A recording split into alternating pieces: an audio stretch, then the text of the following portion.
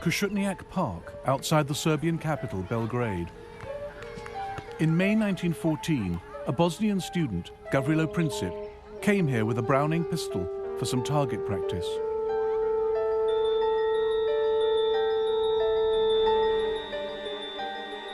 Princip was 19 years old. According to his instructor, he was not a very good shot. Other students were much more confident. Whenever Princip missed the target, people standing around would laugh at him. That would drive him to tears. Out of sight in the forest, he had a chance to get his eye in, shooting at trees. His ultimate goal was far more ambitious. I am an adherent of the radical anarchist idea, which aims at destroying the present system through terrorism. In 1914, Princip's wish was granted.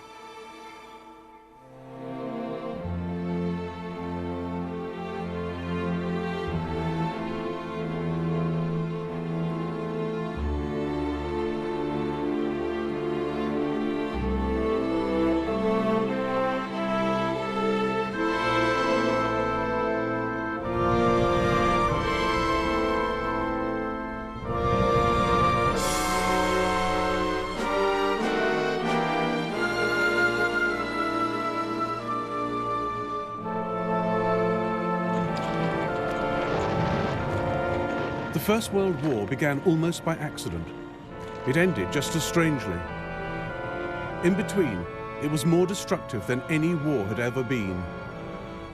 More British, French and Italian soldiers died in the First World War than died in the Second.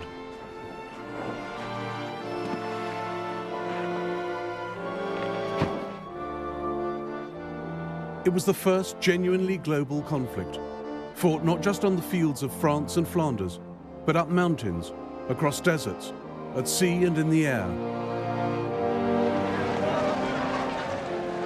The First World War shaped the 20th century. It sparked the Russian Revolution. It launched America as a world power. The fault lines from its failed peace settlement led the world to a second terrible war barely 20 years later, then to the Cold War.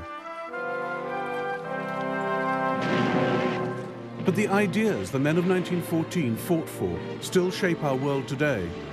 Nationalism and democracy, the rule of international law and the rights of nations.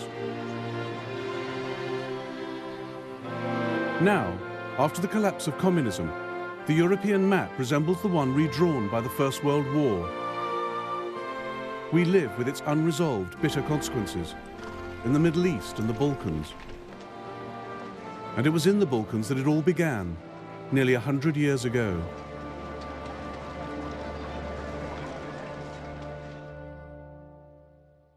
At the start of the 20th century, as at its close, the Balkans were the most unstable part of Europe. Here, three great empires fought for power and influence: the Austro-Hungarian, the Russian, and the Ottoman.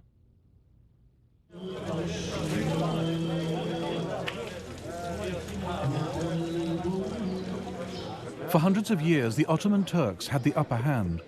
Serbia, Bosnia, Albania were under their control.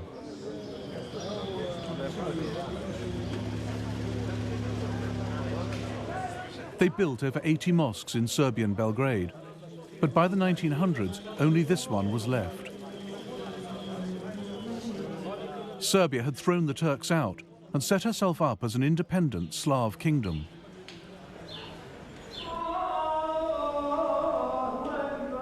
But right on Serbia's border was an even greater challenge to Slav nationalism: the Austro-Hungarian Empire. The old Turks of the south have gone, but new enemies come from the north, more fearsome and dangerous than the old. They want to take our freedom and our language from us and crush us.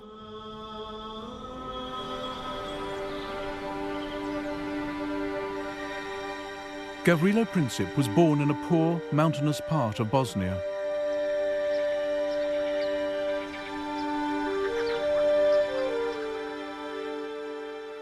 His house was destroyed in the Balkan Wars of the 1990s.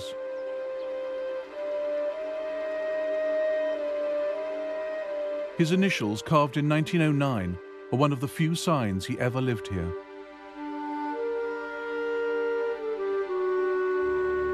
The year before, control of Bosnia had been wrested from the Turks by the Austro-Hungarians, the enemy Princip wanted to destroy.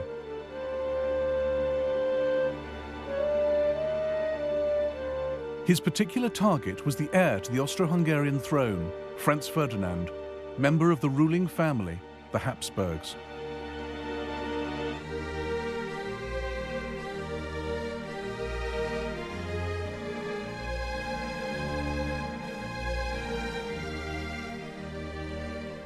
That extraordinary empire, known as the Austrian-Hungarian dual monarchy, is less an empire, or a kingdom, or a state, than the personal property of the Habsburgs, whose hereditary talent for the acquisition of land is recorded on the map of Europe today.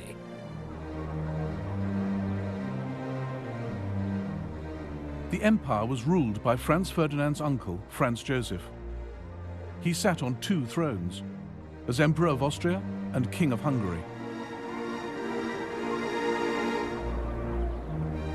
By 1914, he'd been in charge for 66 years. He'd spent them trying to resist change of any kind.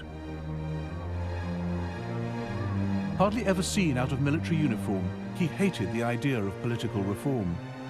As he told US President Theodore Roosevelt, "You see in me the last European monarch of the old school."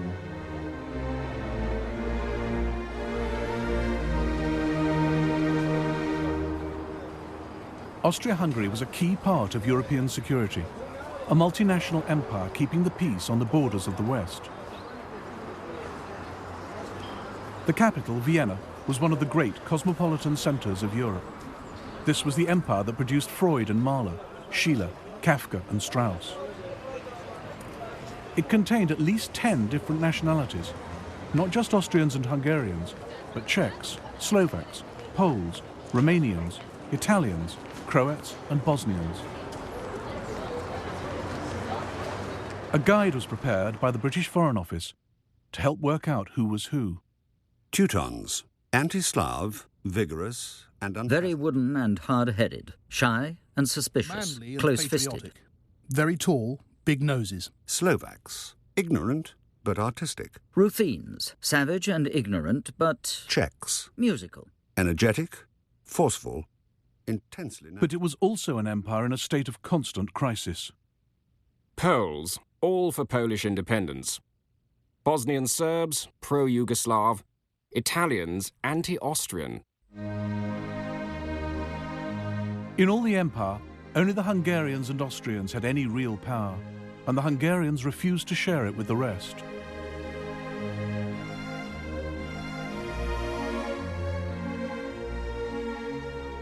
For countries like Serbia, Austria-Hungary was the prison of nations, a repressive, undemocratic state that ground small peoples under its heel.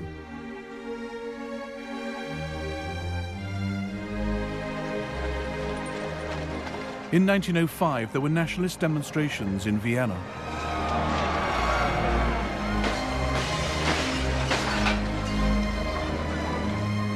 In 1912, there was rioting in Budapest.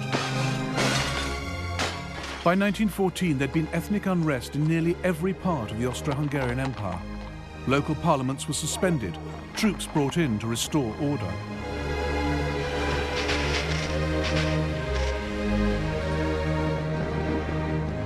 Austria-Hungary's domestic problems gave opportunities to her enemies.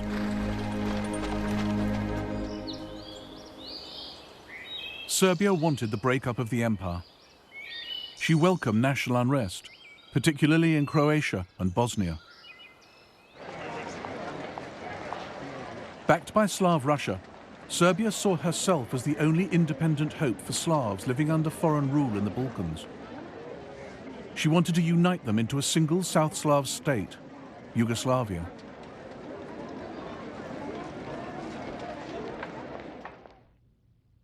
Dragutin Dimitrievich was an officer in the Serbian army. He opposed any kind of friendship with Austria.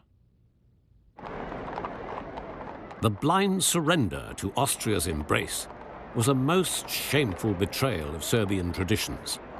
I realized that Serbia must in full measure become the leader, not only of Serbs, but of Yugoslavia.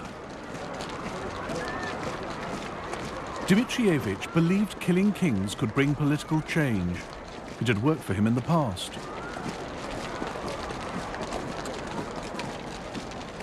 In 1903, he led a palace revolution, killing the old king of Serbia, who was too close to Austria for the army's liking, and installing a new one. The crowds expressed enormous joy. They stuck flowers and leaves in their caps. Windows were decorated with banners, flowers, garlands. Belgrade was celebrating. The rest of the world was horrified at Serbia's bloody coup. Serbia was treated like a rogue state, a nest of revolutionaries, one foreign minister complained. Only 2 countries sent ambassadors to King Peter's coronation: Russia, Serbia's greatest ally, and Austria, her greatest enemy.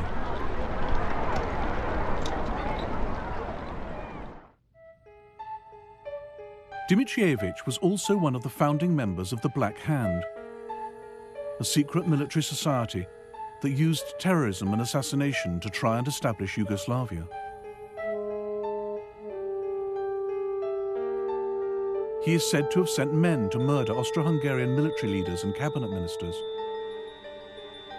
He allegedly tried to kill Emperor Franz Joseph.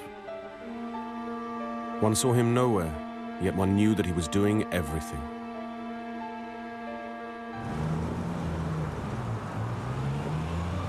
By the spring of 1914, Gavrilo Princip was also in Belgrade, talking revolution with his friends.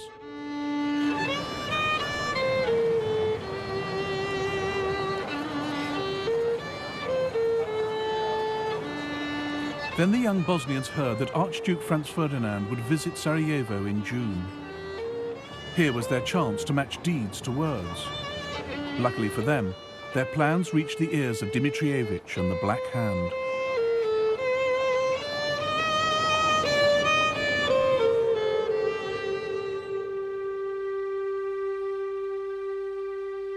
Dimitrievich worked in the Kalemegdan fortress in Belgrade as chief of Serbian military intelligence.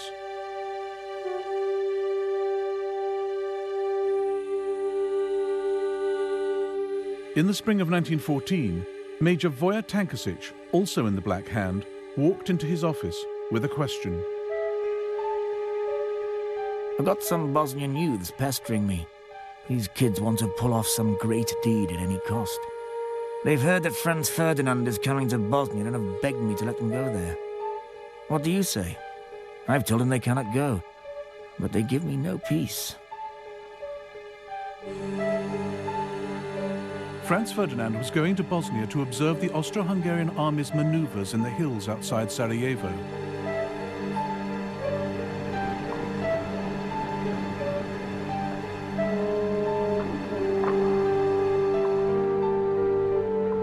As intelligence chief, Dimitrievich feared these maneuvers were a smokescreen, that what Franz Ferdinand really planned was an invasion of Serbia.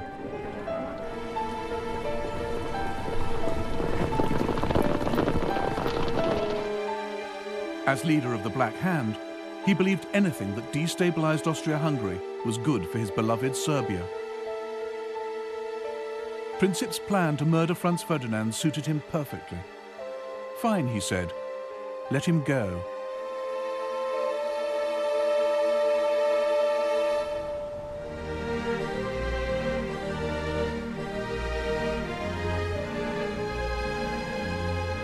Unlike Gavrilo Princip, Archduke Franz Ferdinand was an excellent shot. One of his castles, Konopisht, in what is now the Czech Republic, is full of the evidence. By the age of 50, he'd shot 5,000 stags, as well as 200,000 other animals, all carefully numbered. Anyone who disturbed the Archduke's peace at Konopisht by trespassing on his land, as unsuspecting trippers sometimes did on Sundays, had to reckon with being shouted at by an irascible and almost apoplectic proprietor, who threatened to shoot anyone who dared set foot in his grounds a second time. By 1914, Franz Ferdinand was emperor in waiting. Everyone knew it couldn't be long before his uncle died. Even the official portrait was ready, Franz Ferdinand with the stars and sash only the emperor could wear. He had no time for the etiquette and convention that hemmed in the Vienna court. He defied his uncle by marrying Sophie Hotek, who was not of royal blood.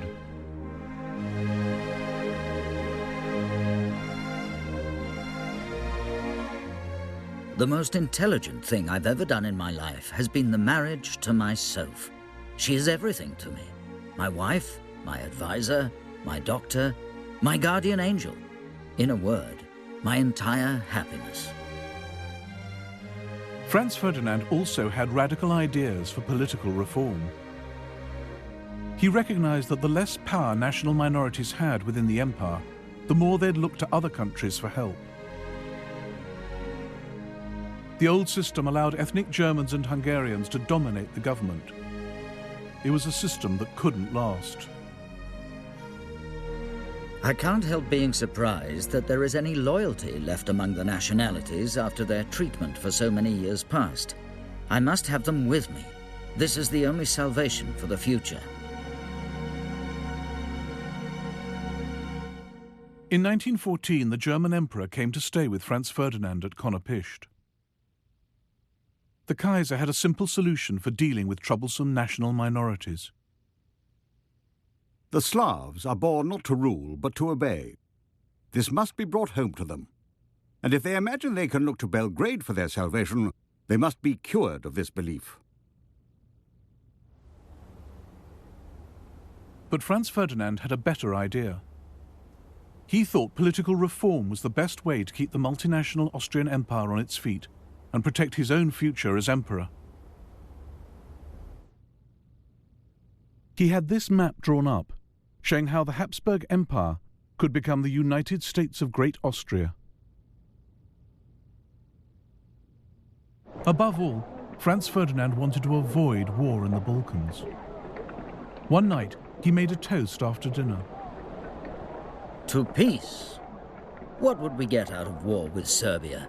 We'd lose the lives of young men, and we'd spend money better used elsewhere. And what would we gain, for heaven's sake? A few plum trees, some pastures full of goat droppings, and a bunch of rebellious killers. Gavrilo Princip crossed the border from Serbia into Austria-Hungary here at the Drina River. He paddled out to Isakovic Island, where there was a Serbian guard post. The soldiers helped him wade ashore into Bosnia.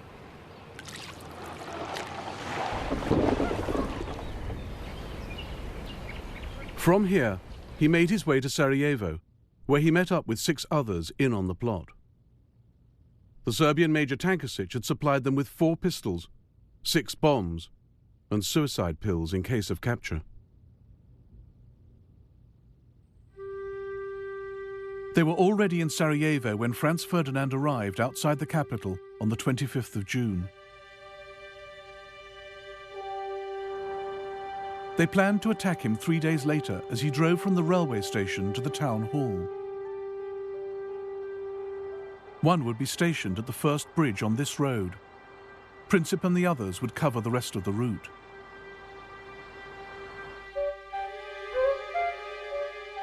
Franz Ferdinand chose the date of his visit badly. Sarajevo was decked in flags for the occasion, but the 28th of June was Serbian National Day, a natural focus for hatred of the Habsburgs, as the Serbian ambassador to Vienna warned. This will cause much discontent. Some young Serb might put a live round rather than a blank in his gun and fire it. Therefore, it might be good if Archduke Franz Ferdinand were not to go to Sarajevo. But the Austrians laughed off the ambassador's fears. On the morning of the 28th of June, Franz Ferdinand and Sophie arrived by train in Sarajevo. Despite the warnings, security was light. No soldiers lined the streets, just a handful of policemen.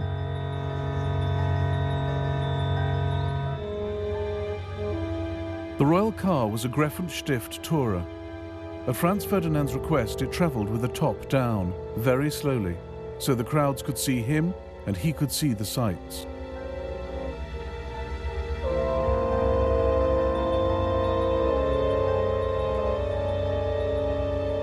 As the procession passed the first bridge, the conspirator there threw his bomb. Sitting opposite the royal couple was Oskar Potiorek. The explosion came immediately after the Archduchess's cry to drive on quickly. I was sure no damage had been done to our car, and the Archduke commented very calmly, "I've always thought something like this might happen." The bomb had bounced off the car, exploding behind it and wounding 2 officers and some onlookers.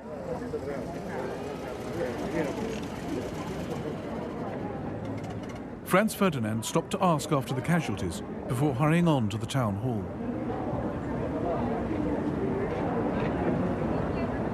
There, the mayor of Sarajevo began his official welcome speech. The Archduke interrupted. Lord Mayor, what is the good of your speeches? I come to Sarajevo on a friendly visit and someone throws a bomb at me. This is outrageous. So far, the young Bosnian's plans had gone badly wrong.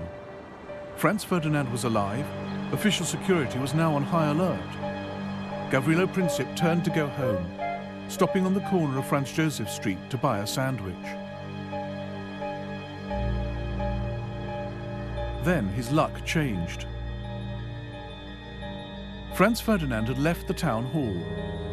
He should have been driven straight along the river, travelling too fast to give any other assassins a chance. But his driver took a wrong turn at the corner of Franz Joseph Street.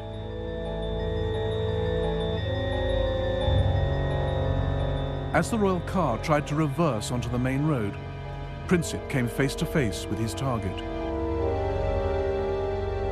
At that moment, I heard the crack of a pistol shot, followed swiftly by another, and saw in the same split second a man standing right in front of me being thrown to the ground by the people around him, and the shining sabre of a security guard descending on him. A thin stream of blood spurted from His Highness's mouth onto my right cheek. The Duchess cried out, "In heaven's name, what has happened to you?" Then she slid off the seat and lay on the floor of the car. I thought she had simply fainted. Then I heard His Imperial Highness say, "Sofurl, Sofurl, don't die. Stay alive for the children." I asked him if he was in great pain. He answered me quite distinctly, "It's nothing." Franz Ferdinand and Sophie died on the way to hospital.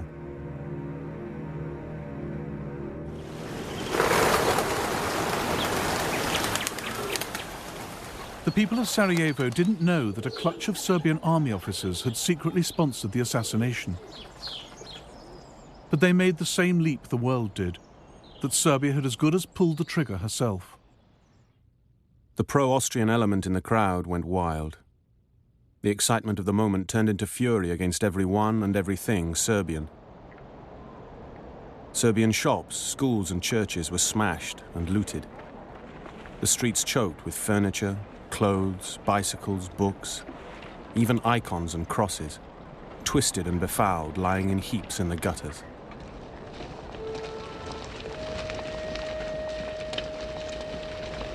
Over 200 Serbs were arrested in Sarajevo alone. Local officials hanged some in the city prison. Many more died in pogroms across Bosnia and Herzegovina.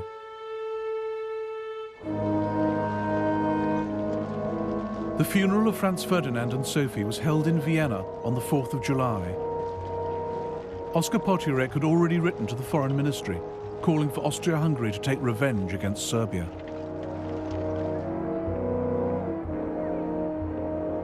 We must take the first opportunity for a destructive blow against Serbia to give the monarchy a few decades of calm internal development. Serbia must learn to fear us again.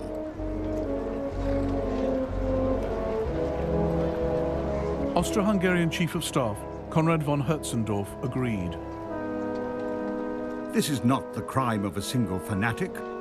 Assassination represents Serbia's declaration of war on Austria-Hungary. If we miss this occasion, the monarchy would be exposed to new explosions of ethnic unrest. Austria-Hungary must wage war for political reasons.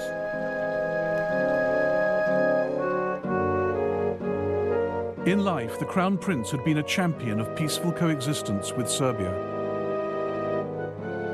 In death, he was becoming a cause for war.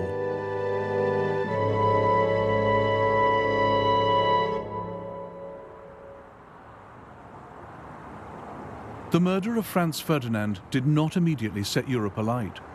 International tensions in early July remained low. But behind the scenes in Vienna, Austria-Hungary's leaders were planning how to take revenge on Serbia without getting stamped on by Serbia's powerful friends.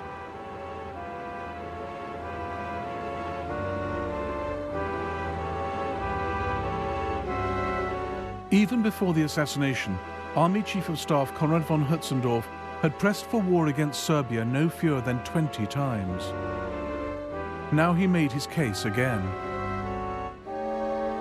I expressed to His Majesty my opinion that war with Serbia was unavoidable. That is entirely correct, said His Majesty. But how are you going to wage war if everyone, in particular Russia, is going to attack us? We have backing from Germany, I replied.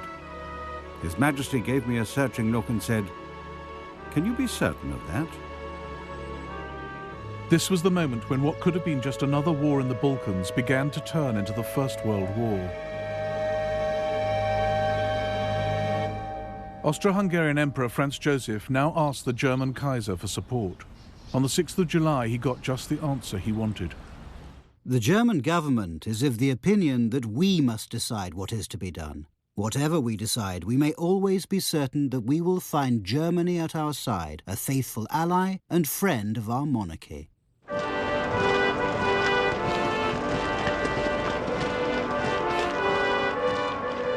Germany's crucial decision to back Austria was made with no care for the consequences. Neither the Kaiser nor his senior political and military leaders took any steps to find out what Austria-Hungary had in mind.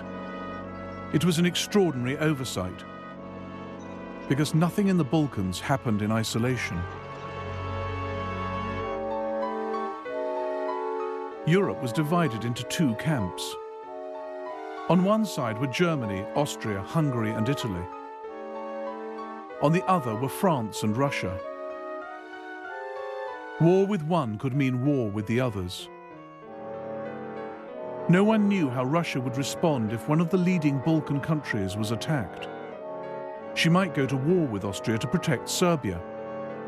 Then Germany would have to fight to protect Austria.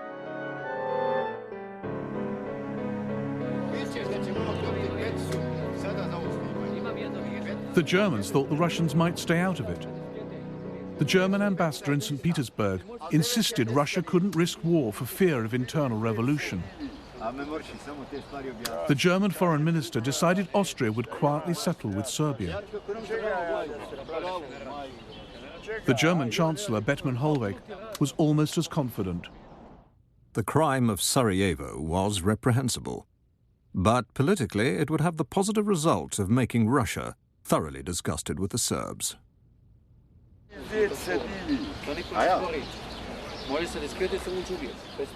It was Germany's confident support that pushed Austria forward. But far from plunging the world into war in 1914 out of aggression, Germany was just nudging it closer out of incompetence and wishful thinking. The Kaiser was so sure no war was brewing that he went on holiday.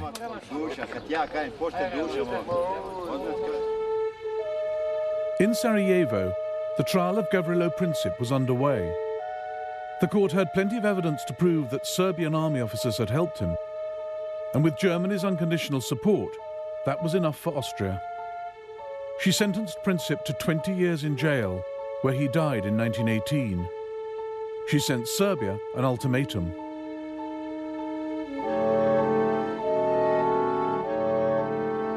This document was Austria's excuse for war. It was filled with demands so extreme and insulting that Serbia could never accept them. But just in case they did, the Austrian ambassador in Belgrade was ordered to reject any reply as unacceptable. He delivered the ultimatum at 6 p.m. on the 23rd of July, 1914. Slavko Mihailovich was a Belgrade doctor. The news of the ultimatum spread quickly, and soon there was a real alert. Streets and bars were crowded with anxious people. Everybody wondered what answer our government would give, whether a new war would be avoided.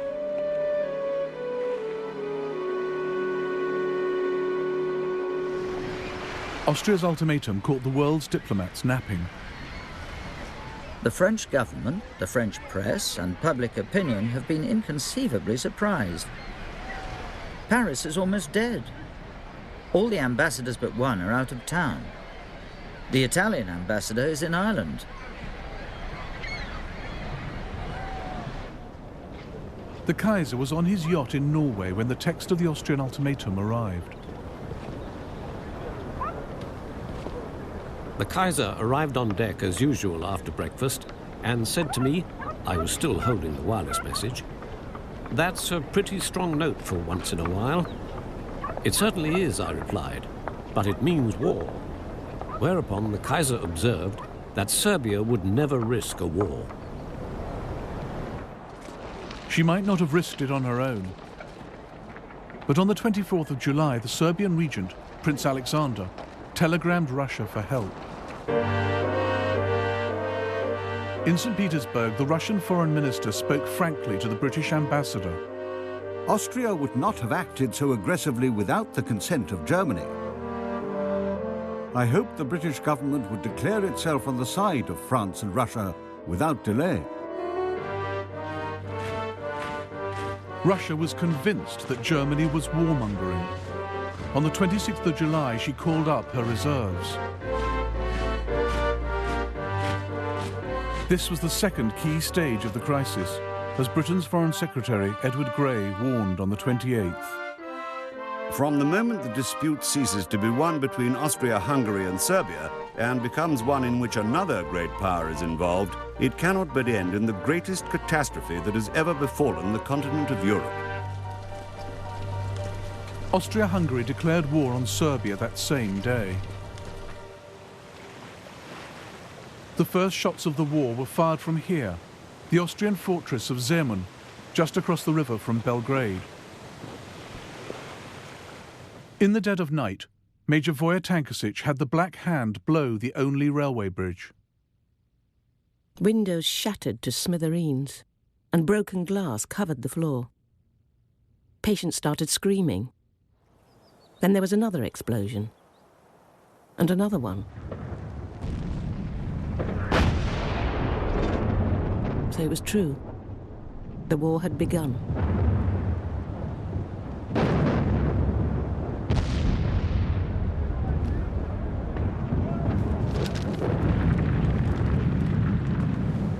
How well our old city deserved the name the Turks had given her, the House of Wars.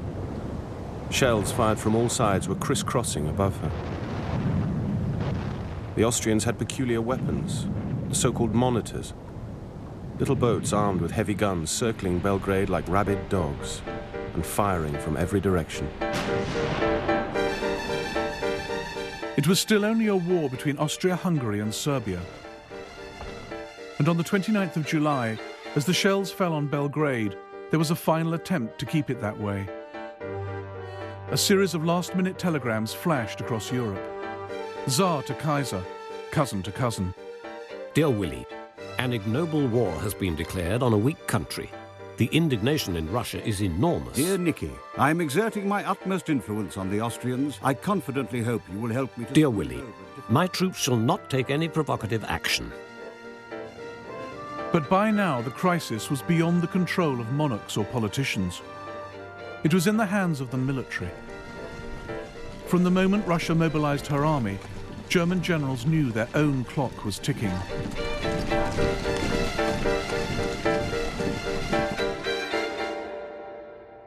The alliance between France and Russia meant that Germany faced a war on two fronts. Her only hope was to deal with France in the west before the main Russian armies could invade from the east. That left no time to wait and see. For Germany, Russian mobilization meant war.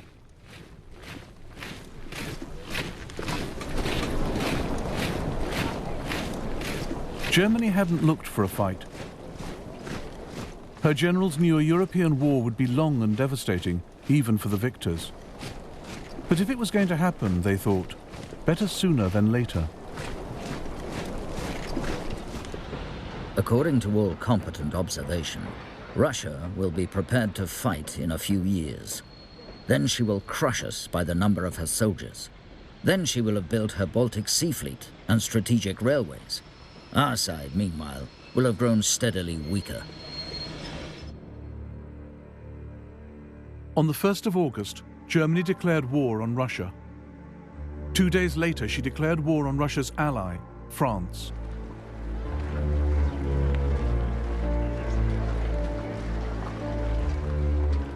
Across Europe, 10 million men headed off to fight. For all the bans and flag waving, many went unwillingly to war. Where are we off to? France? Belgium? Or the East? At the station, people waved goodbye, some with handkerchiefs. I thought of my wife and child left alone at home. In fact, it wasn't so much a thought as a fearful shadow flitting over my soul.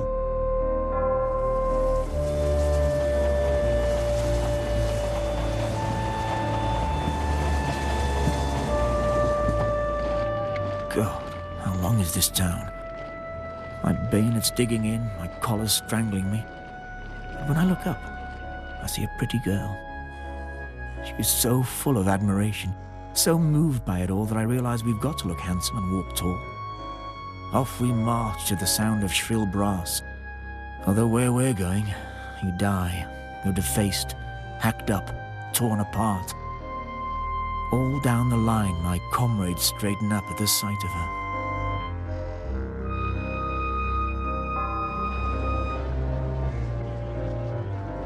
There's great excitement among my comrades. The bachelors are calm, they're even joking about it. Family men are depressed. Some are saying we'll get nothing from this war. We'll get beaten by the Germans. What's in it for us peasant soldiers? Why have we got to fight for some offended Serbs? The leaders had little better idea why they were fighting than the men. They had no lists of war aims.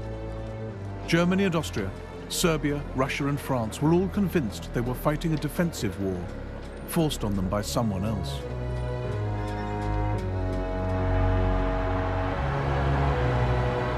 The only great power in Europe still on the sidelines was Britain.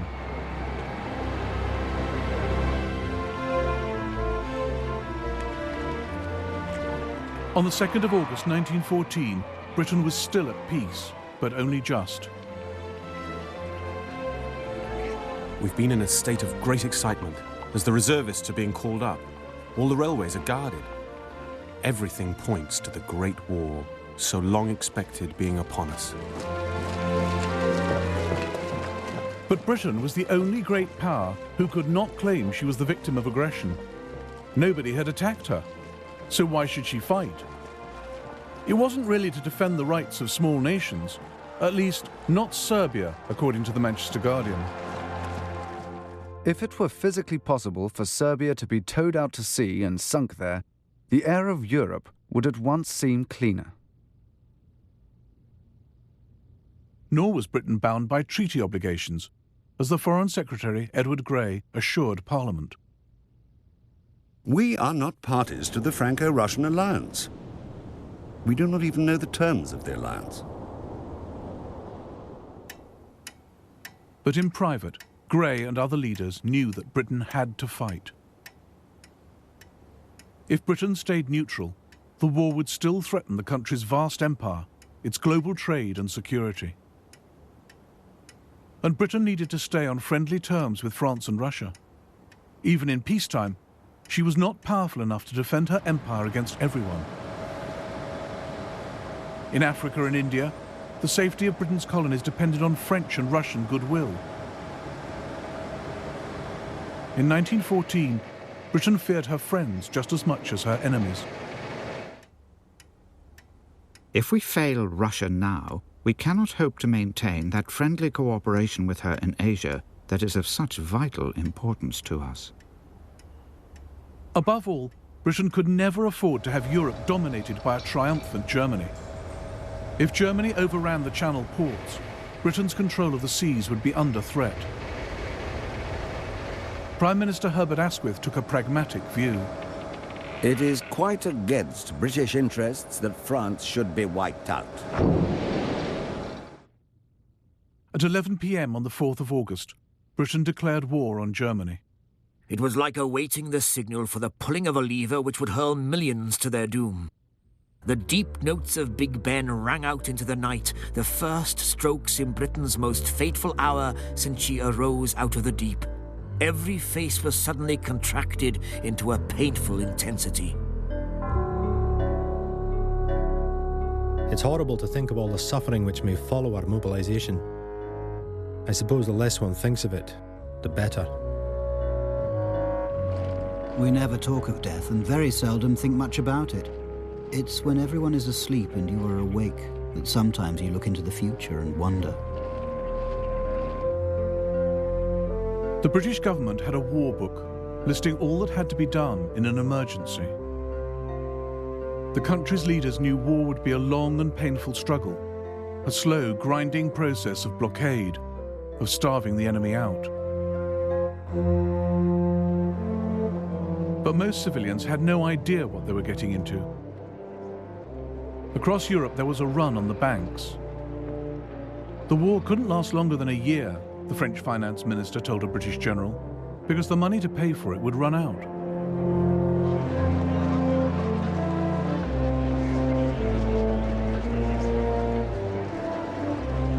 Most people expected Britain, with the largest navy in the world, to fight a sea war. The Foreign Secretary reassured the nation.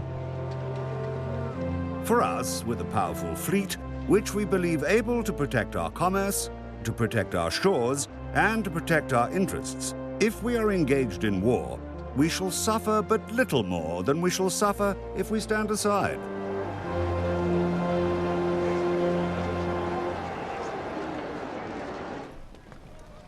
Bert Fielder was a sergeant in the Royal Marines. He reassured his wife.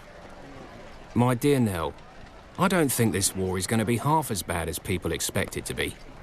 You see, it's not a hard job for England, so there's no need to worry yourself. As long as I can keep you informed as to where I am, it'll all be all right. But the weapons with which the world went to war were so new that few had ever been fired in anger. Countries were armed with battleships and submarines less than 10 years old. Nobody really knew how to use them. All the European powers had been stockpiling new artillery, machine guns, explosive shells.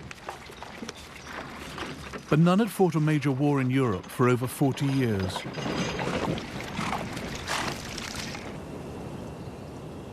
The crisis had begun in the Balkans.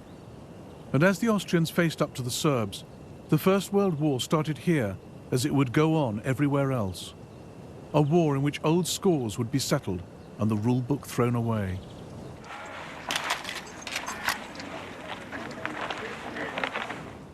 The war is taking us into a country inhabited by a population inspired with fanatical hatred towards ourselves. An attitude of extreme severity, extreme harshness, and extreme distrust is to be observed towards everybody. In some sectors, Serbian civilians did fight a guerrilla war, not in uniform, not in the regular army.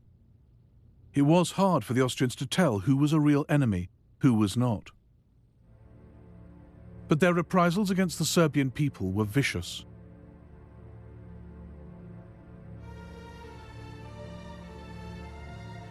This was a war of nationalities and races, not just against an enemy army, but against whole peoples. In the first month of the war, 4,000 civilians in western Serbia were killed or disappeared. They burnt houses down, looted, raped, killed. 17 people, all women, girls, children tied with rope, dead in a ditch by the road.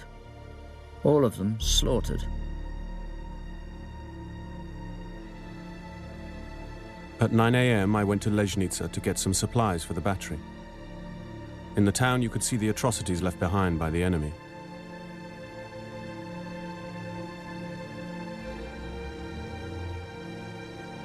Ten people, some children among them, had been hanged near the church. About 100 people, their throats cut at the railway station. A terrible sight to cast your eyes on.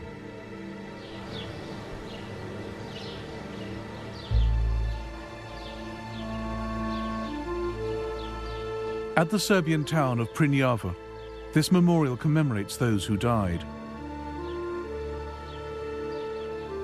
The Serbian government commissioned a report into the massacres by a Swiss doctor, Rodolf Reiss. The massacres of the civil population were systematically organized by the command of the invading army. It's upon the command that all responsibility must rest, and also the disgrace with which this army has covered itself for all time.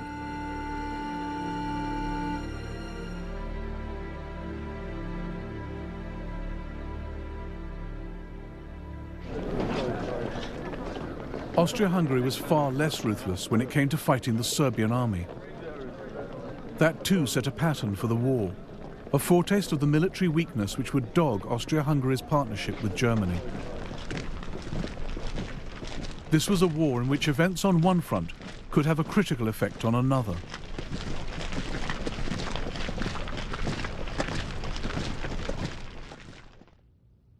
Germany was relying on her ally Austria-Hungary to hold the Eastern Front.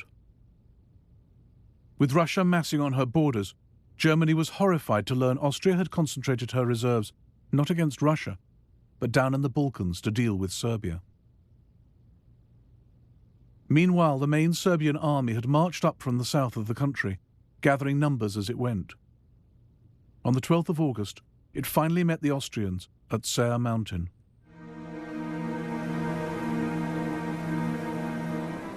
The Serbs had taken up strong defensive positions along the mountain range and waited for the Austrians to walk into the trap.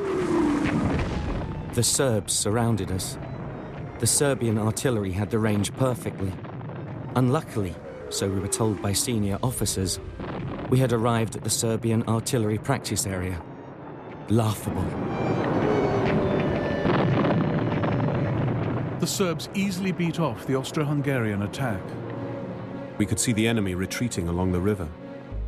Their ammunition train left all their carts in the valley and ran away as soon as they were hit by our artillery. A beaten army?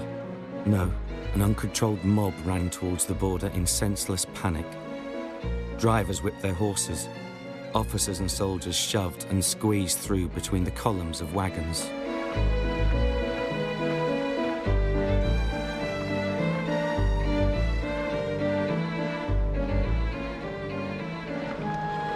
Austro-Hungarian prisoners captured in the first Allied victory of the war. Austria had thought Serbia would be a pushover, swift revenge for the murder of Franz Ferdinand. But Serbia had scattered the Austrian army.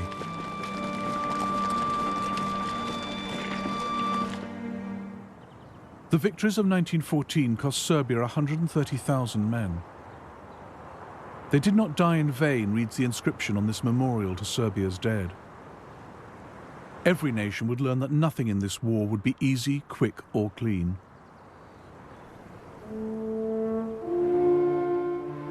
On the Western Front, a French ambulance driver wrote to his son, "Do you ever think of your daddy, walking day and night over ploughed fields and getting very used to shells exploding all over the place? I'd really like to hear from you. How's school? Don't be too quick to learn the geography of Europe. I think it's all about to change."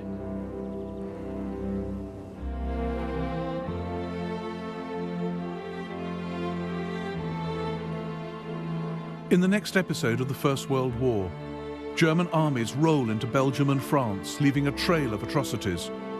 And France, aided by Britain, fights for her life.